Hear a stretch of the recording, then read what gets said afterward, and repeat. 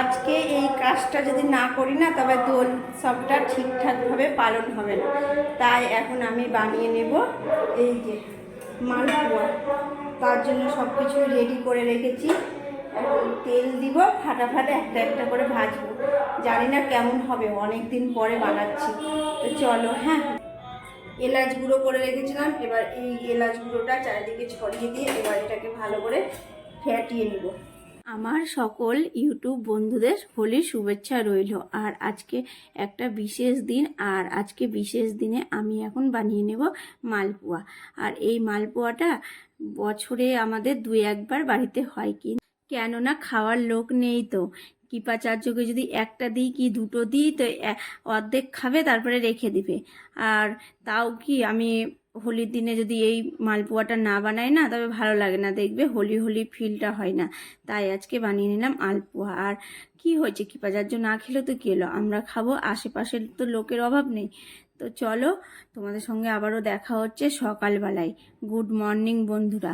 আর এই দেখো, তোমাদের দাদা ভাই আর আমার একটু সকাল সকাল একটু ঝগড়া হয়ে গেল ক্যামেরা ধরা নিয়ে। ওকে বলছি কি আজকে তোমার তো ছুটির দিন, তো ক্যামেরাটা একটু ধরে দাও। ও মোবাইলে খেলা দেখছে, কালকে রাত্রে খেলা দেখেছে, শান্তি হয়নি, আবার মোবাইলে দেখছে। আমাদের টিফিন করা কমপ্লিট হয়ে গেছে। আর তোমাদের দাদা ভাই আজকে সকাল 6:30টার সময়তে মাংস আনতে গিয়েছে। আর মাংসর দোকানেও আজকে ভিড়, কেননা আজকে হোলির দিনে এখানে সবাই মাংস কম বেশি খায়, তাই খুব ভিড়। আর তাড়াতাড়ি মাংসটা নিয়ে এসেছে, কেননা বাইরে প্রচণ্ড রং খেলা, 9টা-10টা বাজলে তখন ওকে ভূত হয়ে বাড়ি আসতে হবে। তাই আর আমি রান্না করছি আর জানলা দিয়ে বাচ্চাদের রং খেলা দেখছে। আর বাচ্চারা বাচ্চা নেই, বাচ্চা হয়ে গেছে, বড়দের মতো গেঞ্জি ছিঁড়াছিঁড়ি করছে জানো। আর এই যে ওদের দেখতে দেখতে আমি গ্যাসটা অন করে ওদের ওইদিকে রং খেলা দেখছি। আর আমার কড়াইটা এইরকম পুড়ে গেছে জানো। তো চলো, এখন আমি মাংসটা ভালো করে মাখিয়ে নিলাম। আর মাখিয়ে টাখিয়ে তোমার দাদাভাইকে বললাম কি মাংসটা এখন তুমি রান্না করো, কেননা আজকে ওর হাতে মাংস খেতে ইচ্ছা করলো। প্রতিদিন তো আমি রান্না করি একঘেয়েমি খাবার, তাই না? আর হোলির দিন, ছুটির দিন মানেই বরের হাতে রান্না খাওয়া। তো যাই হোক, দেখা যাক কে করে রান্নাটা। তোমাদের দাদাভাই রান্না তো করব বলেছিল, কিন্তু একটা ওর বন্ধু চলে আসলো, দিয়ে আর রান্নাটা ওর করা হলো না। জানি না লজ্জা করছে না কি করলো। তো যাই হোক, আমি রান্নাটা করছি আর ওদের জন্য 2 কাপ চা বানিয়ে নিলাম। আর কি চা খাবে জিজ্ঞেস করলাম, তো বললো রঙিল চা করো, কারণ রঙের দিনে রঙিল চাই খাবো। লাল চা আর সাথে আছে মালপোয়া। হোলির দিনে বেশি কিছু দিতে পারলাম না, এই দিলাম, কেননা বাড়িতে মিষ্টি ছিল না, মিষ্টি নিয়ে আসা হয়নি। আর আজকে আমাদের এখানে দোকানপাট সব বন্ধ।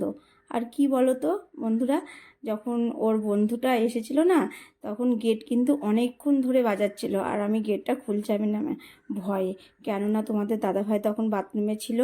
আর হোলির দিনে কি গেটটা খোলার অতটা ইচ্ছা থাকে না, কেননা আমরাই তো আগে রংটা শুরু করিনি। তোমার দাদাভাই বলেছিল আমাকে প্রথম রংটা ওই দিবে, তাই জন্য ভাবছিলাম কি কেউ মনে হয় এসেছে রং দেওয়ার জন্য। তো অনেকক্ষণ থেকে খুলিনি, তারপরে অনেকক্ষণ পরে খুললাম, গেটটা খুলে দেখলাম তোমাদের দাদা ভাইয়ের বন্ধু। যাই হোক, কিছু মনে করেনি তোমাদের দাদা ভাইয়ের বন্ধু। তো এই দেখো, আমাদের রং খেলা শুরু হয়ে গেছে, কেননা কৃপাচার্যকে বলেছিলাম 1টা থেকে রং খেলবো, রান্না বান্না কমপ্লিট করে নেব, সব কাজ সেরে নেব তারপরে। কিন্তু ওর আর তর সইল না, 12টা থেকেই আমাকে রং মাখিয়ে দিল। আর এই দেখো, ঘরে গান বাজছে, আর গানের তালে তালে আমি একা একা কিন্তু ডান্স করেই যাচ্ছি। আমাদের রং খেলা শুরু হয়ে গেল। আর তোমাদের দাদা ভাই ছবি তুলছে, তো আমি বলছি কি না, এইভাবে ছবি তুলবে না, কেমন যেন করছি একটা, তাই না? দেখলেই তো তোমরা। এবার যাব বাইরে। আর বাইরে যেতে একটু ভয় লাগছিল জানো, রং উৎসবের দিন বাইরে যেতে কেমন লাগে, কিন্তু আমাদের পাড়ারই তো সব আছে, তাই চলে আসলাম বাইরে। আর একটু নাচানাচিও শুরু হয়ে গেল। প্রথমে তো ভয়ে নিচে নামতেই চাইছিলাম না। আর একজনের আমাদের বাড়ি যাওয়ারও কথা ছিল, কেননা ওকে রং দিব, তাই তো ওকে রং দিয়ে আসার পথে এই দেখো, নাচবো যে ভাবতেই পারিনি। সবাইকে দেখছি কি সুন্দর নাচছে, আর ওরাও বলছে কি নাচো নাচো, দিয়ে একটু এখানেও ডান্স করে এলাম। আর খুব ভালোই লাগলো জানো, নিচে নামার পরে ভয় লাগছিল ঠিকই, কিন্তু একটা অন্যরকম আনন্দও হলো। রং উৎসবটা এমন একটা উৎসব না, বড় থেকে ছোটরা সবাই কিন্তু রং উৎসবে মেতে গেছে। আর রং খেলতে ভালোবাসে না এরকম কিন্তু খুব কম লোকই আছে। আর রং উৎসবটা সবাইকেই ভালো লাগে না। আর এই দেখো, এই বাচ্চাটাকে বলছি আয় রং খেলবো, ও বলছে আমি সকাল থেকে খেলছি। তাও বলছি কি না তুই চল আরও নাচবি, সকাল থেকে খেললে হবে, আমার সঙ্গে তো আর খেলিসনি। ও এসে একবারে সেই নাচ দিচ্ছে একবারে। আর এই দেখো নাচ বলতে কি কেউ বাদ নাই, সব নাচ দিচ্ছে আর দেখতে বেশ ভালো লাগছে। আর সবার আজকে জামা গেঞ্জি একবারে তারের ওপরে ঝুলছে। রং খেলতেও ভালো লাগে, রং মাখতেও ভালো লাগে। আর কি বলতো, এই যে রং যখন উঠাবো তখন সব থেকে বেশি কষ্টকর, তখন মনে হয় কি বেকার রংটা খেললাম।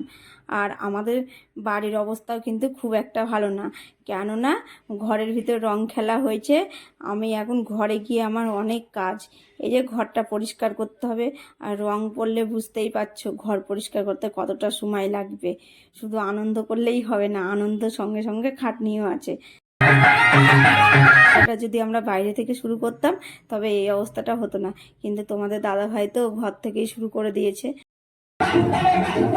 আমাদের পাড়ার বিকালের এই দৃশ্য দেখো, কাউকে চিনতে পারা যাচ্ছে না কোনটা আমাদের পাড়ার ছেলে কোনটা ভিন পাড়ার ছেলে। তো যাই হোক, আমি আর নিচে নামিনি, ওই দুপুরেই শেষ করেছি রং খেলা। তো চলো বন্ধুরা, ভিডিওটা আজকের মতো এতটাই। আর আমার ভিডিও ভালো লাগলে সাবস্ক্রাইব করে দিও। হ্যাপি